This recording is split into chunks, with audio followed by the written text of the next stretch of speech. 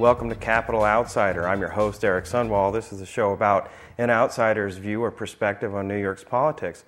With me is Morris Guller, a 2004 candidate for Congress, a 2006 candidate for Congress, and again, a 2008 candidate for Congress. Welcome, Morris. Thank you. Eric, before you start, I want to thank you for having me on the show and all the crew from Capital Outsider. And I appreciate all the work you're putting into this. This is a big effort, and congratulations, and I'm ready to go. Well, thanks, Morris. We're glad to have you on here. You're a graduate from University of Hawaii, Yes. Former Merrill Lynch stockbroker. Yes. You're a homosexual that's been convicted of insider trading. Yes. And you're running for Congress in the 20th Congressional District in New York. Yes. Is that going to play in Oneonta? Well, Oneonta is not in the district.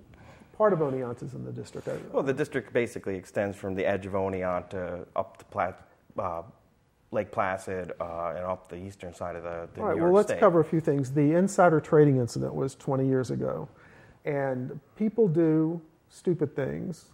People do dumb things. I was in my 30s at the time. I wasn't going to let anything like that stop me from trying to contribute to the community. So it was a big deal at the time, but it's behind me and it's on my website. You can read all about it. You're very forthcoming about that. I recalled in the 2006 campaign you had a spot on your website that basically said skeletons in the closet. It was called Skeletons, Confessions, and Past Indiscretions, and it lists everything all the way back to age 5, because of course there were some things before 5 I didn't want to disclose, but I didn't want any surprises. If I happened to be the candidate, I didn't want any of the other candidates to say, oh, well, here's what they call an October surprise. Did you know this about him? Everything about me is on my website and will be on my 08 website. Now, your website right now currently isn't online. No. When do you expect to see that online? We won't come online until after January. After January. Now, you're going to run as a Democrat against the new incumbent, Kirsten Gillibrand. She's smart, she's attractive, she's a corporate and party insider. Is this going to weaken the effort for the Democrats if there's somebody who challenges her in the primary? After all, this is a predominantly Republican district. And you may be the sole challenger in this case. There seems to be a crop of Republicans who are going to step in now that Mr. Sweeney has fallen. Why are you running in this case against somebody who's obviously in power already and presumably represents the things that the Democratic Party stands for? I don't believe she represents most of the things that the Democratic Party stands for, number one. Number two, her first 8 months in office have been a disaster. She's made a lot of missteps. She's misspoken. She's come right out and lied. And it's all been in the press. And there's been this constant essence, I guess, this constant theme of impropriety. Whether it's true or not, whether it pans out, it seems that way. And when she voted to give the president the needed funds to continue the war in Iraq, and said that we would have more time in September to check him on that, she must have known full well that the full budget kicked in September for 2008. He doesn't need the Congress anymore to continue his phony war. So when she turned out to be the only Democrat of the Democratic Congressional delegation to vote yes to give the president the money, I called her right away and said that she was going to have a primary, because she promised me personally that she was going to do everything she could to bring a quick end to the war, which was a lie. This is kind of going to be endemic of the entire race. If you look at candidates like Hillary Clinton, don't you see an effect where you have an element of the left that is completely anti-war and completely angry, and they're not necessarily getting the outlet that they need in order to end this? We kind of get the shuffle from Senator Clinton that, well, she voted for it, but she's going to pursue this in a more irrational manner, or she's going to do it this particular way. Is it possible that the freshman congresswoman is basically kind of following the lead from her peers in Congress now, Nancy Pelosi and Hillary? She may be, and also you have to remember that the Democratic Congressional Campaign Committee gave her over $500,000, and I'm sure she'd like to have that money again. So she's doing what the other Democrats are doing. She's following their lead. When you bring up Nancy Pelosi, she's also, in my opinion, a very failed leader. She's a very popular congresswoman from her district in San Francisco, but as a Speaker of the House, I find the Democratic Party in Washington pretty much leaderless. I find Senator Reid speaks to his shoes, Senator Pelosi speaks to nobody. So I don't put any weight in the fact that she's following Nancy Pelosi's lead, although she does. Now, when we look at Morris Guller's campaign, in 2006, you didn't challenge in the primary, presumably. I don't know if you didn't get the signatures necessary, you chose not to do it for other reasons. You didn't have an FEC filing with any significant amount of money that was generated. How do you prosecute a campaign against an incumbent with $1.5 million in the bank? Do you have a base? Do you have some supporters? How do we look at Morris Guller as not the perennial vanity candidate, if you will?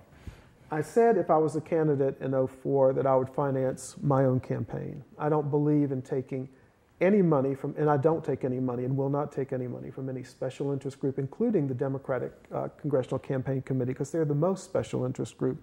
They give you money and then they tell you how to vote. I want to talk, and so if Morris Guller is the Democratic nominee, Morris Guller will pay for his campaign. If anybody wants to contribute, the limit to contribute is $75. Anything more than that would be considered wrong. But don't you have a perception in the local press, especially the Times-Union specifically, where if you don't have this money in the bank, then you're not considered a legitimate or a credible candidate? You have a situation here where Republicans such as Sandy Treadwell and Richard Wager have raised $250,000 and $500,000 respectively. How do you overcome the perception that unless you have money in the bank that you're in fact a serious and committed candidate? I was on the ballot in 2004. Now that was as an independent candidate. As an independent, as a Democrat. Right, but I was on the ballot in 2004. You're right, I dropped out of the race in 2006 and endorsed Kirsten. That was a Democratic Party decision. All the Democrats dropped out because she had the largest numbers and she had the most money. Was that because there was no anti-war candidate to support in that race at the time? No, I was supporting you, actually, at the time, but I voted Democrat at the time. I dropped out of the race to support her because she made a flat-out promise that she would do everything she could to help stop the war. And when she reneged on that promise, I got back in. A lot of the local progressives were very upset about that particular move on her part, and she didn't necessarily seem to pony up with a good answer for them. Are they just going to shrug and say, well, it's better than whatever the Republicans offer as an alternative, or do you think there will be a sizable protest element with your candidacy? I want to talk about this. I don't know, and that's the answer to that question. But the job of a congressman, any representative, is to go to Washington and represent the district. I would be very happy if it was a Democrat, a Republican, a conservative, a libertarian, as long as they represented the district. You know, and I don't know if your viewers know, the Congress only meets 100 days a year. And congressmen are paid, I think, something close to $1,680 a day. Plus they get a stipend for travel and housing and so on and so forth. In the old days, the way it was set up was that there was supposed to be a large turnover in the House of Representatives with a more stable Senate, where the Senate was elected, representatives, the Senate candidates were elected every 6 years, and representatives were elected every 2 years. That was to have a large turnover, so there was large representation of new ideas and new concepts to continuously come into Washington, not these lifers, not these people who make it a career. I don't see it that way. People would go down there for 40 days, represent their district, come back and be a physician or a pharmacist or a farmer or whatever they do. The old days, 1850s are a lot different than the 1950s. Things haven't changed that much since the 1950s. No, they haven't. I mean, you're talking about a bygone 19th century era here. Well, the Congress still only meets for 100 days at the most. They meet for 100 days. That's all you need to be down there. Your congressional representative... If they met 200 or plus days, think what damage they would do then. Yeah, they do a lot of damage. This Congress is doing nothing. I don't even know why they need. Is that because they're just biding their time for the presidential election? I don't know what they're doing, but I can tell you that most Democrats, and I am a Democrat, that I talk to are embarrassed and fed up with what's going on in Washington and the lack of leadership coming from the Democratic Party. We were sent down there and given the majority after all of that to make some changes. None of those changes have taken place, and our current representative, Congresswoman Gillibrand, hasn't done anything to help bring those changes about. Whatever her political reasoning is, for all the missteps she's made, for all the half-truths she's told from her office and from her ongoing campaign, I don't think she's re-electable, and I don't know that she can recover from some of the things she's done and the perception that she's... Is that because the Democrats are going to abandon her? Or is that because the swing vote last time around said this last guy was so awful? The last guy was so awful. We don't care who we voted for. The last guy was so awful, they weren't going to vote for a wife beater no matter what. She won. A week before the election, she was 14 points behind. After the news came out, there was a 17-point swing. The district has shown that they will elect a Democrat, and this time they're going to have a real Democrat to vote for. And you're going to be on the ballot for the primary, and you're going to take it all the way to the primary with her. I'm definitely going to take it to the primary, and she's going to have to show why she should be reelected. This is a job. This is a job interview. This is something where the people have the power to hire you. And if you don't do a good job, they have the power to fire you. They fired Sweeney. They're going to fire her. They're going to hire me. And if I don't accomplish, or at least try to accomplish, the things that I promised, I believe they'll fire me too. And they're entitled to do that. So once you get elected and you get to the podium and presumably to an empty C-SPAN audience, what's Morris Guller going to do or say that's going to be any different than Kirsten Gillibrand in this regard? Well, first of all, I'm going to continue to live in the district.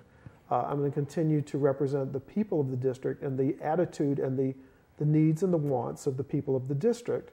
That's my main reason for running. That's what every representative should do. I'm not going down there to change the world. I'm not going down there to lead the nation here or there. I realize I'd be a freshman congressman.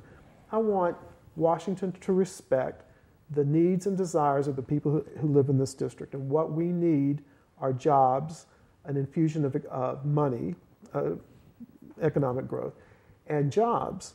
And that's what a representative should do. Now, as far as being able to vote... Is that what Congress should do? Congress creates jobs? No. Okay. No. Now, how does one create jobs when one is in Congress other than to appropriate other people's tax money and spend it, basically? Okay, well, I can't stop that. I know where we're going here, but I can't stop. The money goes into Washington. How it's supposed to happen is this way. You send $1 in taxes down to Washington. They're supposed to keep a nickel to run the government and send 95 cents back to your district for projects and for the betterment of the people. That's what government's for. It's like every society in the world, every culture in the world educates their children. And we're supposed to do the best job of it because we have the most funds to do the best job, but we don't. But do we have the funds? I mean, we're looking at unfunded mandates and liabilities that are occurring right now that some analysts estimate to be close to $1 trillion. Mm-hmm. Are you going to advocate continued spending for healthcare and education when we don't have the money? I mean, that's got to be an issue. We don't have the money. No, I'm going to ask that we bring the war to an end and bring that $1 trillion home, and then you can start thinking of all the things you can do with that $1 trillion. We can't afford to do half of the things that we want to do. We can't even make up the downside for what the states can't raise because all the money is being siphoned off to Iraq and to this war. That's where the $1 trillion But isn't the perception in terms of even Representative Gillibrand that if she doesn't authorize the money to be spent that the troops, in fact, are going to be suffering, and that was a commitment or a pledge that she made initially not to let the troops, to support the troops. Well, you can support the troops by bringing them home. You have to remember the key element, the beginning of the war was based on a lie. You can't ask servicemen and women to die for a lie. There were no weapons of mass destruction. There was nothing. There was no reason to invade Iraq. There was no reason to send troops over there at all. The whole war is based on a lie. So you go back to the very beginning and realize. And wasn't it based on the authorization of Congress to just let the president have a blank check and go to war? Yeah. I mean, how do you feel about upholding the Constitution in terms of a declaration of war? Absolutely. Is that something that you would look to or insist upon? In the last 60 years, I don't think we've had a war where Congress has given its blessing. And yes, the president's overstepped. Now, Harry Truman was a Democrat, right? He started that with Korea, right? Yes, We're still in Korea. We're still in Korea, and that was... The escalation in Vietnam, that was under a Democrat, correct? Yes. So aren't we just giving the Republicans a chance to kind of have an extended war on their own, much like the Democrats have had in the past? And I don't think it's tit for tat. This is if you see something that's wrong, you try to fix it. I want to bring the troops home right away. I would like them to be called back to base and be brought out right away.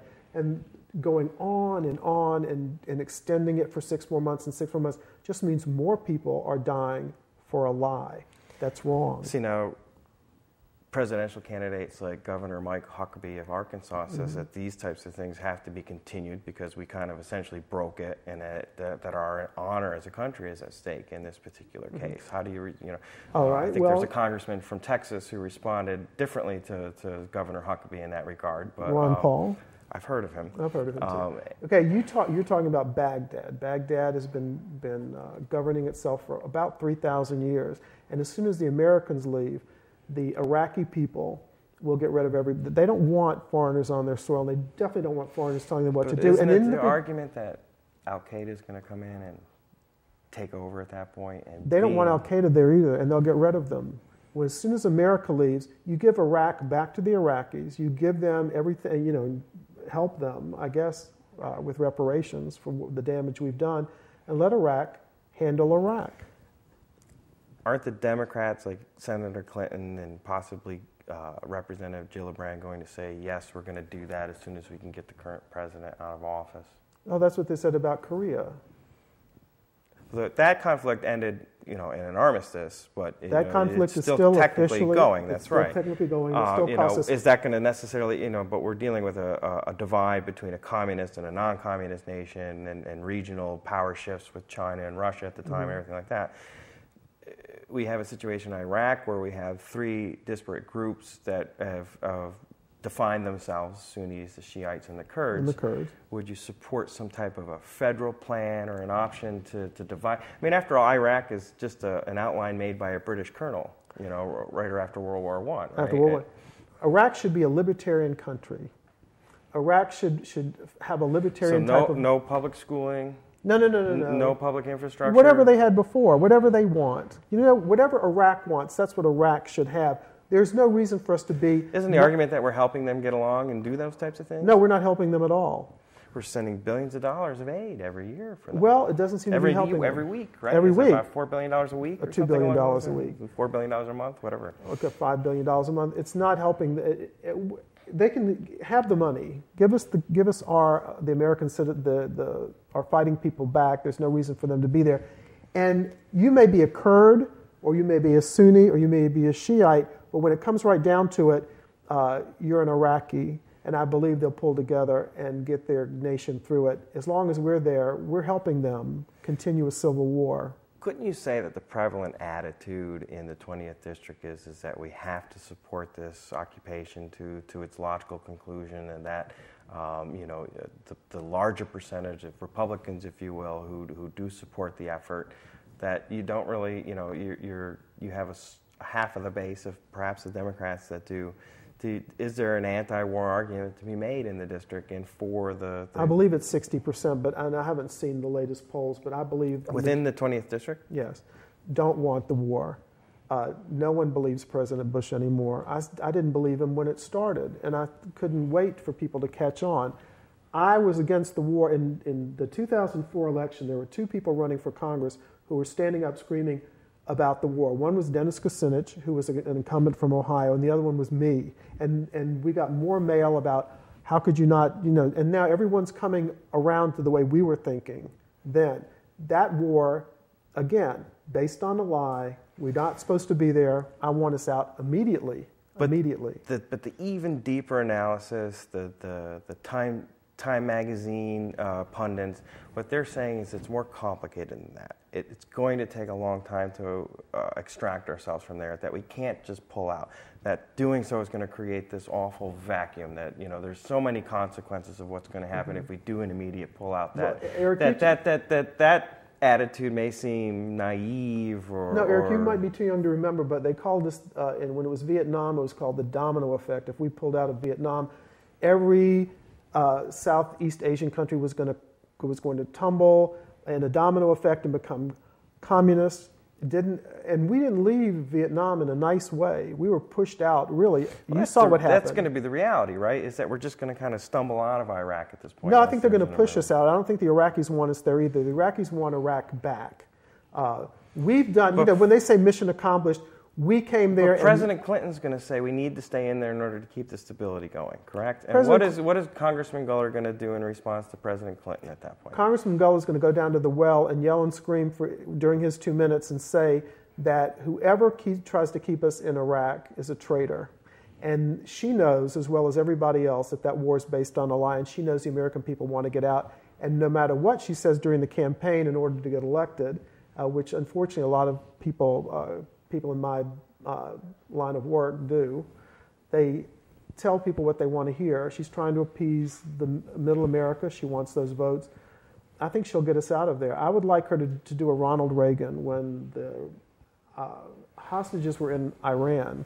The day he was sworn in, all the hostages were released. I'd like something dramatic like that. There wasn't enough credit given to President Carter for that particular moment, was there? There's a lot of effort on the Carter administration's part to make that happen. Well, and he was of course, Ronald Reagan got all the credit once it happened, because it happened the day he was inaugurated, right? It happened, but he sent President Carter over there to receive them in Germany when they were released. I know he did. He brought them out, but he didn't get credit for it. What's going to happen is whoever the Democratic nominee is for president is going to be the next president of the United States. That's, in my opinion, absolutely what's going to happen. And whether it's President Clinton or President Edwards, by the way, I'm supporting John Edwards. Whoever's president is going to bring the troops out. John Edwards voted for the war, right? And he has regretted that. He was given wrong information. He was lied to like everybody else. Hillary Clinton voted for the war, and she says she did it because she was given erroneous information. She was told that, this is what I remember being told, that Iraq had nuclear weapons and that they had the capability of delivering a nuclear bomb to New York City in 45 minutes. And they said that over and over again, and then they invaded Iraq. And none of that was true. Well, I want to move away from the war a little bit, because obviously that's a very important issue, and you have a very passionate stance on those types of things. How are you assessing, you have 4 other Republicans right now who are vying for the nomination. What's your estimation of them? What do you think about their possibility of challenging Kirsten Gillibrand in the November election if you don't happen to be the nominee? And one of the things I'd like you to do is we're hoping to have John Wallace on the show at some point in the near future here. We'd like to get you to commit to possibly having a discussion with a candidate on the other side of the aisle, if you will. I'll be happy to. And get you involved on that level. We're not sure that we're going to see too many other candidates. I believe we have Richard Wager, Sandy Treadwell, and there's a former Special Forces person, Mike Rocco, I think is the other ones. I've called each one of them. I welcomed them to the race. I told them if they needed names and numbers or whatever before they got their campaigns together, I would help them. The only credible Republican running is John Wallace. He lives in the district. He knows the district. He's a Columbia County guy. He's a Columbia County guy, just like you. He deals with local people every day. He knows exactly what the district wants and needs, and I would not have any problem if he happened to be our next congressman. Being a congressman, the only time it becomes clubby is when you get to Washington and then you have to belong to the Democrats or belong to the Republicans and vote a certain way and be a certain way.